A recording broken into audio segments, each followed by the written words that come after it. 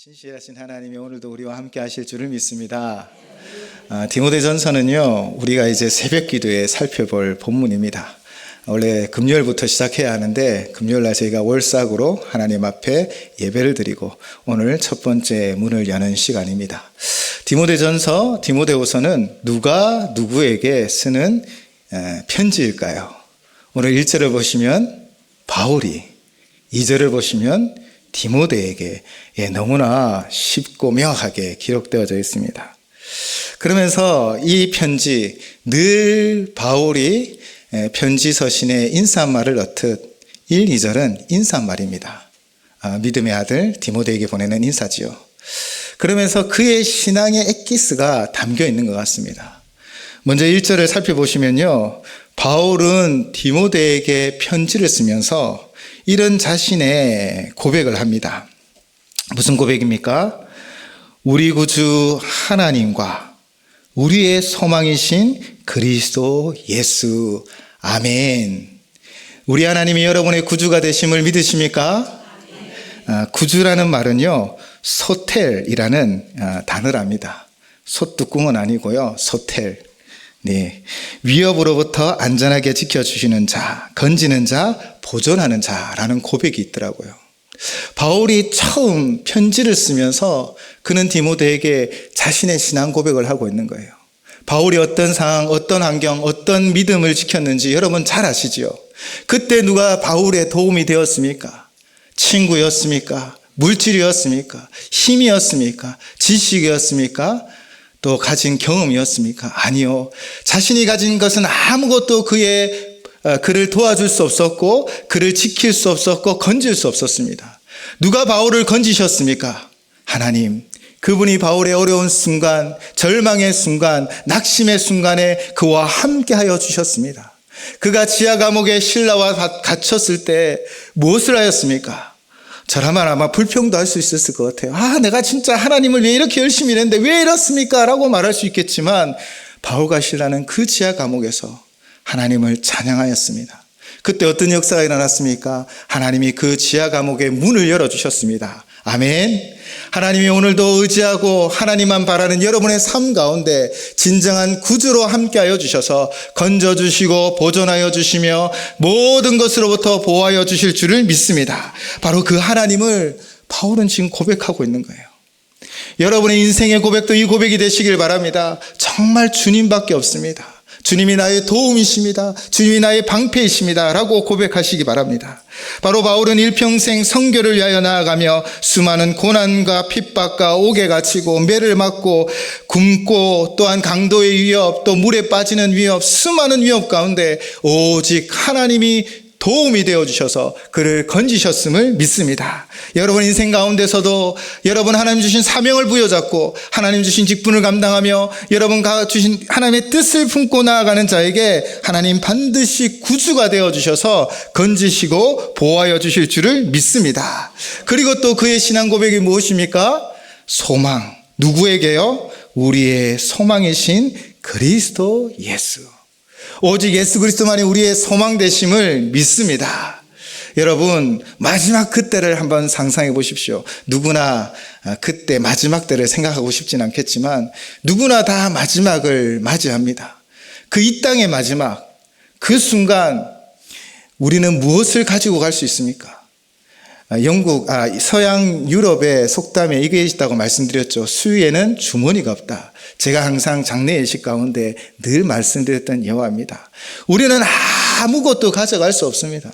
이 땅에 좋은 것, 이 땅에 맛있는 것, 이 땅에 정말 능력, 물질 아무것도 소용이 없습니다. 마지막 그때 누가 우리의 진정한 소망이 되어주십니까? 바로 예수 그리스도, 그분이 우리의 소망이 되어주는 것입니다. 또한 이 땅에서 여러분이 소망으로 품고 있는 것이 무엇입니까? 하나씩 다 있으시죠. 한번 뒤돌아보십시오.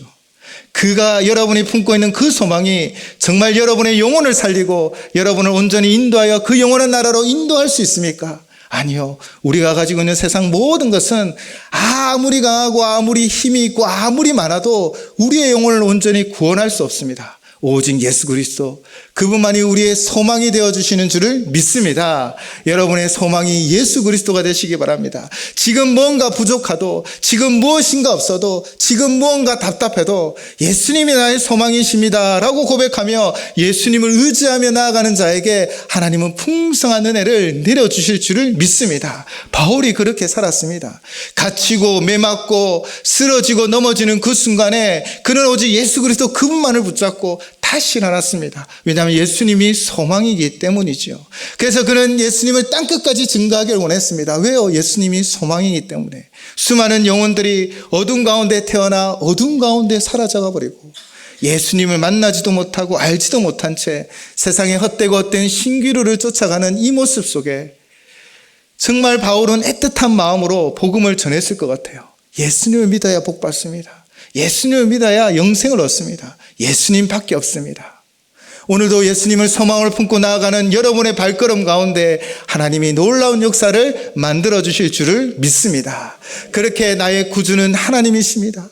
그리고 나의 소망은 예수님께 있습니다 라고 고백한 바울은 또 이렇게 말합니다. 우리 구주 하나님과 우리의 소망이신 그리스도 예수의 명령을 따라 그리스도 예수의 사도 된 바울은, 이렇게 얘기합니다. 내가 사도 된 바울이라고. 왜 그럴까요? 사도는 보냄을 입은 자라는 뜻이 있습니다.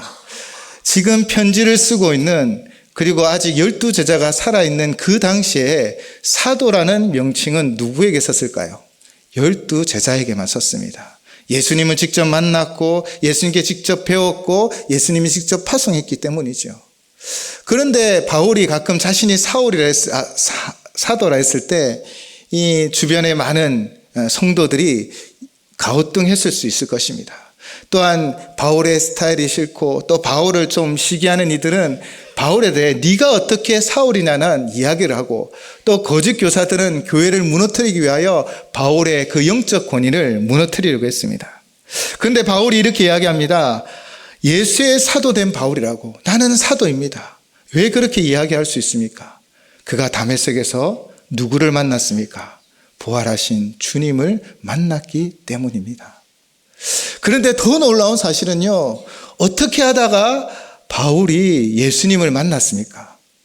바울이 열심히 기도하고, 바울이 열심히 찬양하고, 바울이 열심히 은혜를 받고 예배 참석하고 할 때 바울이 그 예수님을 만났습니까?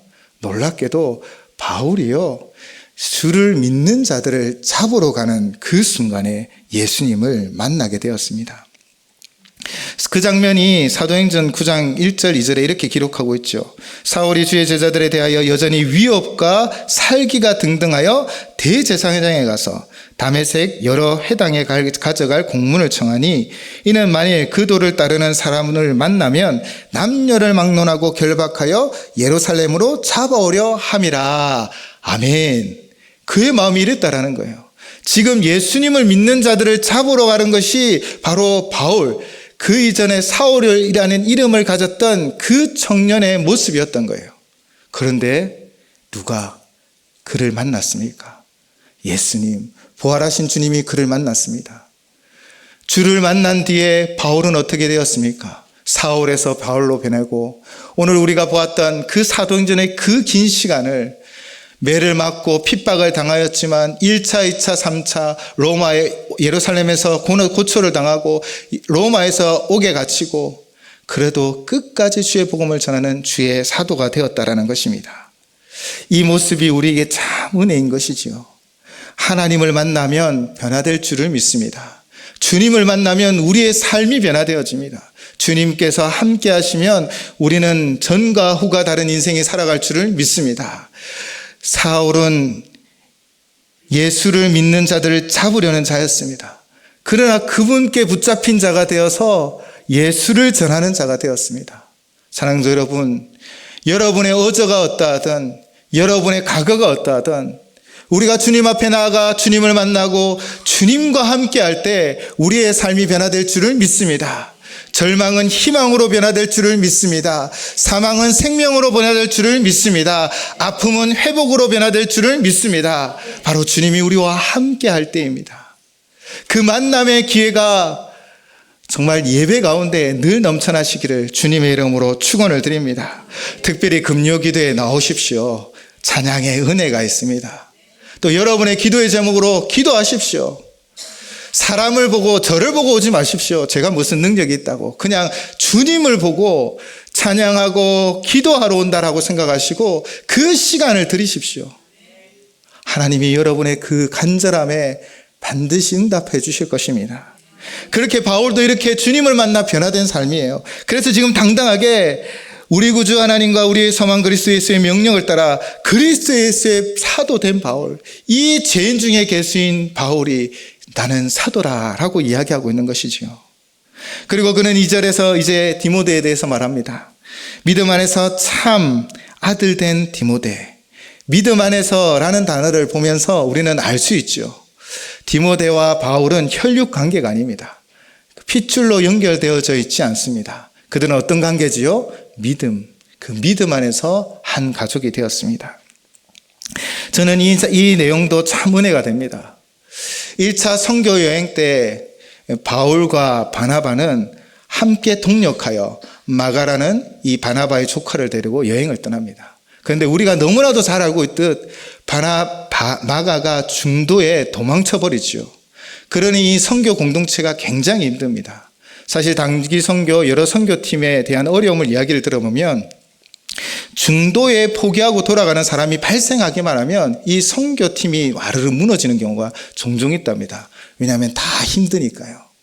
그랬던 마가를 2차 선교 여행 때 바나바는 데려가려고 합니다. 바나바를 데려가려고 하는데 이렇게 바울은 전에도 얘기했지만 제가 또 학자들도 그 얘기합니다. 바울은 일 중심 그리고 바나바는 사람 중심입니다. 바울이 바라볼 때 이 일에 이 선교의 위대한 사역에 마가는 또 어려움을 줄 수 있고 그를 완전히 신뢰하지 못하기 때문에 절대 데려갈 수 없다라고 했지만 마가는 그래도 한번 생각해주고 그래도 한번 세워봅시다 라는 그 의견을 가지고 있죠. 결국 성경에 크게 다투었다라는 내용처럼 이 2차 여행을 시작하면서 바울과 바나바는 크게 다투어 따로 그 길로 가게 되어집니다. 그때 바울은 누구와 갔지요? 신라와. 그리고 바나바는 누구와 갑니까? 마가와 갑니다. 바울의 마음이 어땠을까요? 바나바를 통해 세움을 입었고 또 바나바와 통해서 1차 선교여행을 하며 많은 열매를 맺었고 아마 바나바와 정말 끈끈한 형제의 정을 나누며 하나님의 사역을 힘있게 감당했을 것입니다. 그런데 그가 이렇게 둘로 쪼개어지자 바울의 마음이 어땠을까요? 저는 그 마음이 너무 힘들었을 것 같습니다. 바울은 상처받고 아파했을 것 같아요. 그런데 일 중심적이라서 표현이 전혀 안 되었을 것 같아요. 그런데 누가 바울을 위로하였습니까? 하나님이 1차 선교여행 때 루스드라에 방문하였을 때 아마도 학자들에 하면 디모데가 복음을 받아들였고요. 이제 2차 선교여행 루스드라에 방문했을 때 바로 디모데가 이 선교에 동참하게 되어집니다. 바나바를 잃었지만 그러나 그 마음을 하나님이 디모데를 통해 치유하시고 회복시켜 주시는 거예요. 하나님이 여러분의 상처를 치유하시고 하나님이 여러분에게 도울 사람을 붙여주실 줄을 믿습니다. 바로 주의 사명을 감당하며 주를 위하여 나가는 여러분의 길을 홀로 내버려 두지 아니하고 반드시 사람을 붙여주는 것입니다. 그렇게 디모데를 붙여주셨다라는 거예요. 그렇다면 이 2차 선교여행은 바울만의 승리였을까요? 아니요. 이 둘이 나누어졌지만 바나바 또한 많은 열매를 맺었습니다. 비록 기록은 안 돼 있지만 그러나 우리가 알 수 있는 건 이 2차 선교여행 때 바나바와 마가가 함께 출발함으로 말미암아 이후에 마가는 마가복음을 저술했습니다. 그의 신앙이 회복되어진 것이지요. 서로 스타일은 달랐지만 하나님은 이 일을 통하여 위대한 역사를 만들어 가십니다. 또한 우리가 오늘 주목할 것은 바로 이 디모데를 붙여주셨다는 것이죠. 그가 얼마나 큰 위로를 받았을까요? 정말 아들처럼 함께 했던 것입니다. 그런데 이 디모데를 에베소서의 감독자로 보낸 뒤에 바울은 이 로마에 오게 갇힌 이후에 그 사역의 말미에 디모데에게 이 편지를 보내고 있는 것이지요.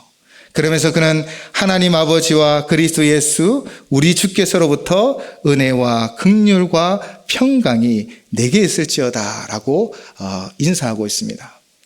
바울이 모든 편지에 보통 다 인사말을 쓰고 있는데요. 그때 두 단어를 사용했습니다. 은혜와 평강이었습니다.